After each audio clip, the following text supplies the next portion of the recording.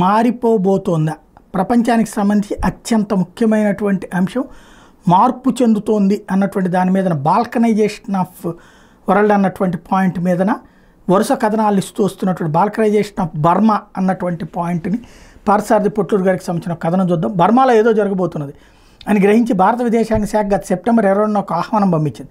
November 2024లో జరగబోయే Indian council of world affairs ICWA సమావేశానికి రావాలని కోరుతూ బర్మాలో సైన్యానికి వ్యతిరేకంగా పోరాడుతున్న రాజకీయ పార్టీలకు ఆయుధాలతో పోరాడుతున్న రెబల్ గ్రూపులు అయిన అర్కాన్ ఆర్మీ, చిన్ నేషనల్ ఫ్రంట్, కచిన్ ఇండిపెండెన్స్ ఆర్మీలకు ఆహ్వానం పంపించింది. బర్మా సైనిక ప్రభుత్వానికి ఆహ్వానం పంపించలేదు. కాబట్టి భారత ప్రభుత్వం బర్మా సైనిక ప్రభుత్వం పట్ల సుముఖంగా లేనట్లని భావించాలి. గత నెలలో జరిగిన ఈ సెమినార్లో బర్మా రెబల్ గ్రూపుల ప్రతినిధులు హాజరయ్యారు. ICWA సెమినార్ ఉద్దేశం ఏంటంటే రాజ్యాంగం మరియు ఫెడరల్ వ్యవస్థ అనే అంశం మీద చర్చలు, సలహాలు, సూచనలు పంచుకోవడం. భారత ప్రభుత్వ ఉద్దేశం స్పష్టంగా ఉంది. బంగ్లాదేశ్, బర్మాల్లో రాజకీయ అనిశ్చితి, సివిల్ వార్లు మన దేశానికి మంచిది కాదు. కాబట్టి అమెరికా జోక్యం చేసుకునే అవకాశం ఇవ్వకుండా మనమే చొరవ తీసుకుని బర్మా మరో యుగోస్లావియా కాకుండా చూడటం. డిసెంబర్ 16న అర్కాన్ ఆర్మీ రఖైన్ ప్రావిన్స్లోని తన ఆధీనంలోకి తీసుకుని రఖైన్ ప్రావిన్స్కి సరిహద్దుల్లో ఉన్న మౌంట్ దవా సైనిక్ చెక్పోస్ట్ కూడా స్వాధీనం చేసుకుంది. ఈ చెక్పోస్ట్ బంగ్లాదేశ్లో ఉన్న నాఫ్ నదికి దగ్గరలో ఉంది. అంతా ప్లాన్ ప్రకారమే జరిగింది. బర్మా సైనిక్ చెక్ పోస్ట్ని స్వాధీనం చేసుకున్న అర్కాన్ ఆర్మీ తర్వాత యాక్షన్ ప్లాన్ కోసం ఎదురు చూస్తుంది. అంటే ఎవరి ఆదేశాల కోసం వేచి చూడడం అన్నమాట. ఎవరిస్తారు తదుపరి ఆదేశాలు?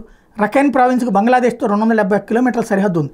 రఖైన్ ప్రావిన్స్లో ఉన్న బర్మా ఆర్మీ రీజనల్ హెడ్ క్వార్టర్స్ని కూడా అర్కాన్ ఆర్మీ స్వాధీనం చేసుకుంది. కాబట్టి ఏ నిర్ణయమైనా అర్కాన్ ఆర్మీ తీసుకోగలదు. అయితే ధృవీకరించని వార్త ఏంటంటే అర్కాన్ ఆర్మీ నాఫ్ నది దాటి బంగ్లాదేశ్లో ప్రవేశించి టేక్నాఫ్ పట్టణంలోకి ప్రవేశించారు. ఇప్పటివరకు బంగ్లాదేశ్ ఈ విషయం మీద ఎలాంటి ప్రకటన చేయకుండా మౌనంగా ఉంది. దీనికి బలమైన కారణం ఉంది. భారత్, బంగ్లాదేశ్ల మధ్య సంబంధాలు చెడిపోయి చాలా కాలమైంది. భారత్ సైనిక చర్య తీసుకోవాలనే డిమాండ్ బలంగా ఉంది. ఇలాంటి ఉద్రిక్త పరిస్థితులు ఎవరో ఒకరు ముందుగా బుల్లెట్ పేల్చాలి. అవసరం వస్తుందని అనుకోను.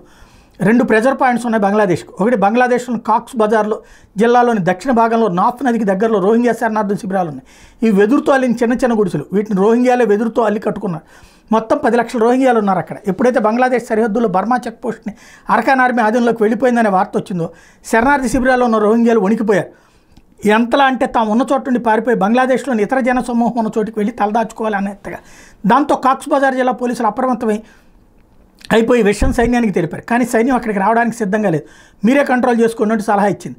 పోలీసులు 10 లక్షల మందిని అదుపు చేయలేరు. పైగా రోహింగ్యాలో ఉన్న శిబిరాల్లో శుభ్రత లేకపోవడం వల్ల అంటువ్యాధులు ప్రబలి ఘోరంగా ఉంది. వీళ్ళు కనుక జనావాసాల్లోకి వస్తే బంగ్లాదేశ్ అంటువ్యాధులతో అతలాకుతలం అవుతుంది. అందుకే కీలకమైన సమయంలో డయేరియా లాంటి వ్యాధులు బారిన పడకుండా సైన్యం రాను అంది. నాఫ్ నది ఉన్న ప్రాంతంలో చిన్న ద్వీపం ఉంది. అది తమదే అని అర్కాన్ ప్రజలు చాలా కాలం నుండి తిరిగి ఇచ్చేయమని డిమాండ్ చేస్తున్నారు. అందువల్ల సైన్యం దృష్టి నాఫ్ నది మీద ఉంది.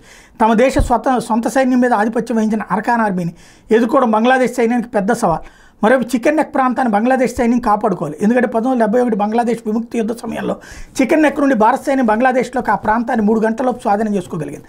అప్పట్లో అక్కడ పాకిస్తాన్ సైన్యం ఉండేది. అలాంటిది ఇప్పటి రోజున 1 గంట చాలు చికెన్ నెక్ ఎలిఫెంట్ నెక్గా మార్చడానికి. కాబట్టి బర్మా సరిహద్దులు భారీగా సైన్యాన్ని మోహరించలేదు. అలా అని అర్కాన్ ఆర్మీని ఉపేక్షించలేదు.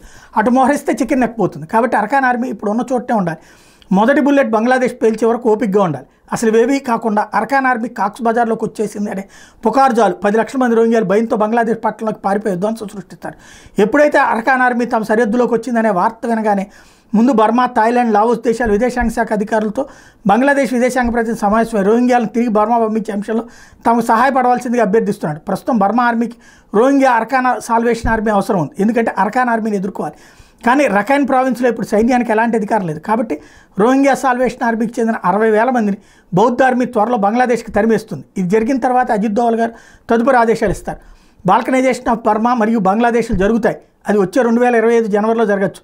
50,000 టన్నుల బియ్యం సబ్సిడీ ధరలో ఇవ్వాలని బంగ్లాదేశ్ భారత్ని అభ్యర్థించింది. గత 6 నెలల్లో బంగ్లాదేశ్లో నిత్యావసర సరుకుల ధరలు పెరుగుతూ వస్తున్నాయి. ప్రధాన విదేశీ మార్గద్రవ్యం ఆర్జించి పెట్టే రెడీమేడ్ దుస్తుల పరిశ్రమ 80% మూతపడిపోయింది విద్యుత్ సరఫరా లేకపోవడం వల్ల.